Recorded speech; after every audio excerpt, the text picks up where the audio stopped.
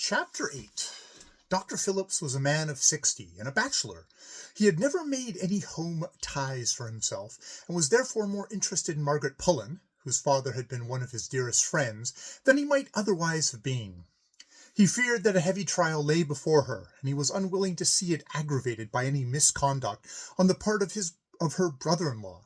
He could see that the young man was, to say the least of it, not behaving fairly towards his fiancée, Eleanor Layton, and he was determined to open his eyes to the true state of affairs with regard to Harriet Brant. He spent a sleepless night, his last visit to Margaret's suffering child having strengthened his opinion as to her hopeless condition, and he lay awake wondering how he should break the news to the poor young mother. He rose with the intention of speaking to Ralph without delay, but he found it more difficult to get a word with him than he had anticipated. The Gobley party had decided to start with the Bremonts that afternoon, and Captain Pullen stuck to them the entire morning, ostensibly to assist the Baroness in her preparations for departure, but in reality, as anyone could see, to linger by the side of Miss Brant. Miss Layton perceived her lover's defalcation as plainly as the rest, but she was too proud to make a hint upon the subject, even to Margaret Pullen. She sat alone in the balcony, reading a book, and gave no sign of annoyance or discomfort. But a close observer might have seen the trembling of her lip when she attempted to speak, and the fixed, white look upon her face, which betrayed her inward anxiety. It made Margaret's kind heart ache to see her, and Dr. Phillips more indignant with Ralph Pullen than before. The party for Brussels had arranged to travel by the 3 o'clock train, and at the appointed time the doctor was ready in the balcony to accompany them to the Entrepot. There were no cabs in Heist, the station being in the town. Luggage was conveyed backwards and forwards in handcarts drawn by the porters, and travellers invariably walked to their destination. The Baroness appeared dressed for her journey, in an amazing gown of blue velvet, trimmed with rare Maltese lace, with a heavy mantle over it, and a small hat on her head, which made her round, flat, unmeaning face look coarser than before. She used the hair baron as a walking stick as usual, whilst Harriet Brant, in a white frock and large hat, shading her glowing eyes under a scarlet parasol, looked like a tropical bird skimming by her side, with Captain Pullen in close attendance, carrying a flimsy wrap in case she should require it before she reached her journey's end. The Bremonts, following in the rear, were of no account beside their more brilliant and important friends. Ralph Pullen did not look pleased when he saw Dr. Phillips join the party. "Are you also going to the Entrepot?" he exclaimed. "What can you find interesting there? A dirty little smutty place. I'm going just to help the ladies over the line, as there is no bridge for crossing." "Perhaps I am bent on the same errand," replied the doctor. "Do you give me credit for less gallantry than yourself, Pullen?" "That's right, doctor," said the Baroness. "I've no doubt you'll be very useful. My Bobby ain't any manner of good, and the Baron is as many traps to carry as that has got an arm to spare. I only wish you were coming with us. Why don't you make up your mind to come over with Captain Pullen the day after tomorrow, and have a little holiday?" "I was not aware that Captain Pullen was going to Brussels, madame. I fancy he will have to get Miss Layton's consent first." At the mention of Miss Layton's name in connection with himself, Ralph Pullen flushed uneasily, and Harriet Brant turned a look of startled inquiry upon the speaker. "Oh, hang Miss Layton," retorted the Baroness graphically. She surely wouldn't stop Captain Pullen's fun, just because he's staying with his sister-in-law. I should call it very hard. You can't always tie a young man to his relations' apron strings, doctor." "Not always, madam," he replied, and dropped the subject. "You wouldn't let Miss Layton or Miss Pullen keep you from me?" whispered Harriet to her cavalier. "Never," he answered emphatically. They had reached the little station by this time, and the porters were calling out vociferously that the train was about to start for Brussels, so that in the hurry of procuring their tickets and conveying the ladies and the luggage across the cinder bespeckled line, to where the train stood puffing to be off, there was no more time to exchange sentimentalities or excite suspicion. The party being safely stowed away in their carriage, Ralph Pullen and Dr. Phillips stood on the platform with their hats off, bowing their farewells. "Mind you don't put off your coming after Thursday," screamed the Baroness to Ralph, as she filled up the entire window with her bulky person. "We shall expect you by dinner time, and I shall bespeak a room for you, whether you will it or no. Harriet will break her heart if you don't turn up, and I don't want the responsibility of her committing suicide on my hands." All right," responded Ralph, pretending to turn it off as a joke. "None of you shall have to do that on my account, I promise you.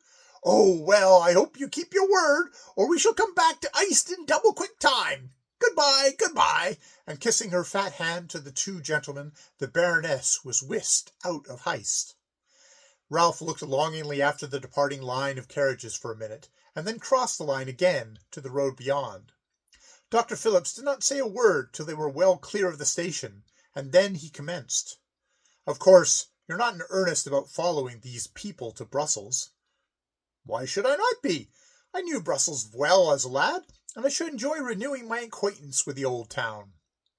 "In proper company, perhaps, but you can hardly call that party a fit one for you to associate with." "You're alluding to the Baroness and Baron and Baroness being in trade. Well, as a rule, I confess I do not care to associate intimately with bootmakers and their friends, but one does things abroad that one would not dream of doing in England. And, for all her vulgarity, Madame Goblet is very good-natured and generous, and I really don't see that I lower my dignity by being on friendly terms with her whilst here." "I was not alluding to Madame Goblet, though I do not think that either she or the Bremonts are fit company for a man who belongs to the Limerick Rangers, or is engaged to marry the daughter of Lord Walthamstow. Neither do I admire the spirit with which would induce you to hobnob with them in Heist, when you would cut them in Bond Street. But as far as I know, the Baron and his wife are harmless. It is Miss Harriet Brant that I would caution you against." A quick resentment appeared on Ralph Pullen's features. His eyes darkened, and an ominous wrinkle stood out on his brow. "And what would you have me have to say of Miss Brant?" he demanded coldly. "A great deal more than you know, or can possibly imagine. She is not a fit person for Eleanor Leighton to associate with, and consequently one whom it is your duty to avoid, instead of cultivating." "I think you exceed your duty, Doctor, in speaking to me thus." "I am sorry that you should think so, Pullen, but your anger will not deter me from telling you what is in my mind. You must not forget how old a friend I am of both sides of your family. Your brother Arthur is one of my greatest chums, and your wife's father was, without exception, my dearest friend. Added to this, I am on intimate terms with the Walthamstows. Knowing what I do, therefore, I should hold myself criminal if I left you in ignorance of the truth concerning this young woman." "Are you alluding, may I ask, to Miss Brant?" "I am alluding to the girl who calls herself by that name, but who is in reality only the bastard daughter of Henry Brant, one of the most infamous men who God ever permitted to desecrate this earth, and his half-caste mistress." "Be careful what you say, Dr. Phillips," said Ralph Pullen, with an ill-suppressed wrath gleaming in his blue eyes. "There's no need for me to be, my dear fellow. I can verify everything I say, and I fear no man's resentment. I was stationed in Jamaica with my regiment some 15 years ago, when this girl was a child of 6 years old, running half-naked about her father's plantation, uncared for by either parent, and associating solely with the Negro servants. Brant was a brute, the perpetrator of such atrocities in vivisection and other scientific experiments that he was finally slaughtered on his own plantation by his servants, and everyone said it served him right. The mother was the most awful woman I have ever seen, and my experience of the sex in back slums and alleys has not been small. She was the daughter of a certain Judge Carey of Barbados by one of his slave girls, and Brant took her as his mistress before she was 14. At 30, when I saw her, she was a revolting spectacle, gluttonous and obese, her large eyes rolling and her sensual lips protruding as if she were always licking them in anticipation of her prey. She was said to be Obede, too, by the natives, and they ascribed all deaths and diseases that took place on the plantation to her malign influence. Consequently, when they got her in their clutches, I have heard that they did not spare her, but killed her in the most torturous fashion they could devise. And did the British government take no notice of the massacre? There was an inquiry, of course, but the actual perpetrators of the murder could not be traced, and so the matter died out. The hatred and suspicion in which Brant has been held for some time had a great effect upon the verdict, for in addition to his terrible experiments upon animals, experiments which he performed simply for his own gratification, and for no use that made of them in treating his fellow creatures, he had been known to decoy diseased and old natives into his laboratory, after which they were never seen again. And it was the digging up of human bones on the plantation which finally roused the negroes to such a pitch of indignation that they rose en masse, and after murdering both Brant and his abominable mistress, they set fire to the house and burned it to the ground.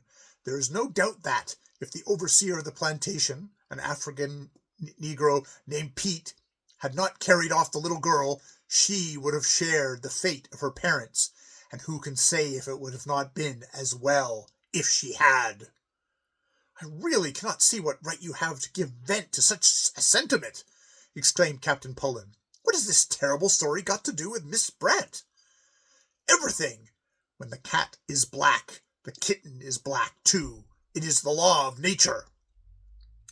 I don't believe it. Miss Brant bears no trace in her features or characters of the parentage you ascribe to her. Does she not? Your assertion only proves your ignorance of character or characteristics. The girl is a quadroon, and she shows distinctly in her long-shaped eyes, with their blue whites and wide mouth, and blood... Oh, let's try that again.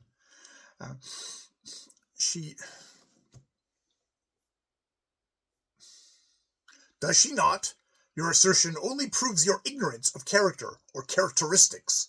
The girl is a quadroon, and she shows it distinctly in her long-shaped eyes with her blue whites and her wide mouth and blood-red lips. Also in her supple figure and apparently boneless hands and feet.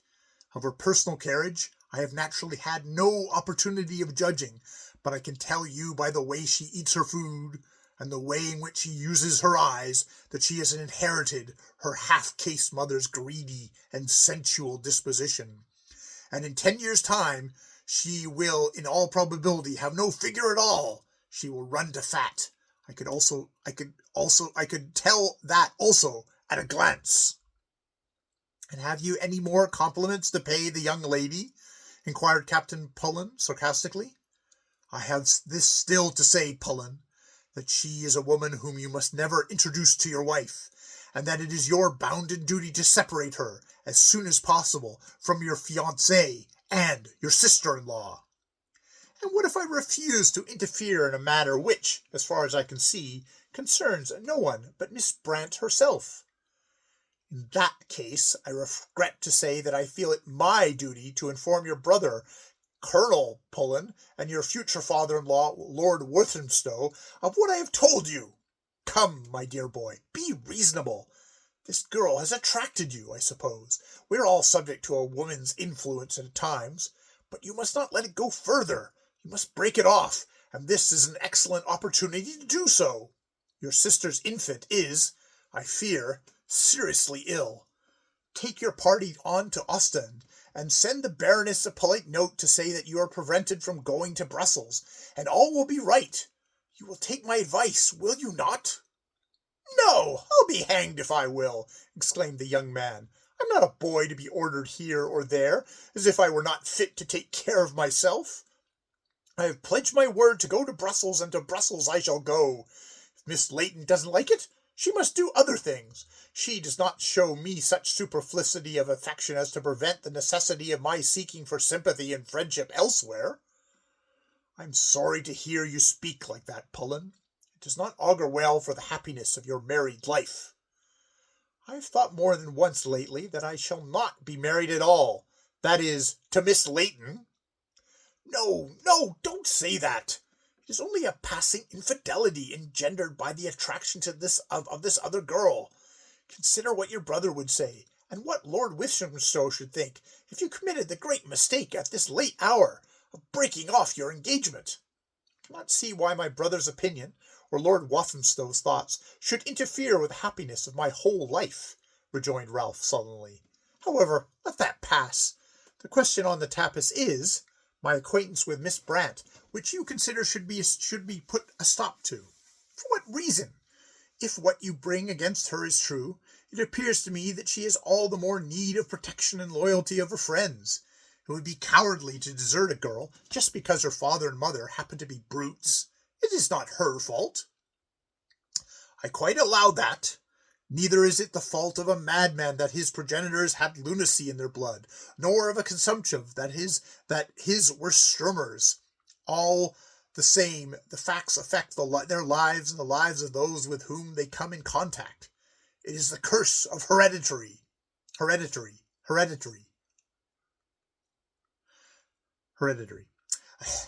Well,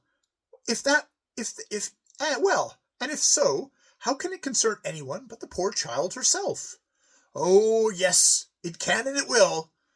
And if I am not greatly mistaken, Harriet Brant carries a worse curse with her ever than that.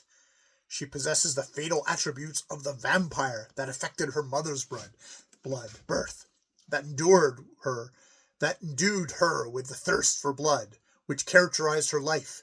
That will make Harriet draw upon the health and strength of all with whom she may be intimately associated. That may render her love fatal to such as she may cling to. I must tell you, Pullen, that I fear we have already proofs of this in the illness of your little niece, whom, her mother tells me, was at one time scarcely ever out of Miss Brant's arms.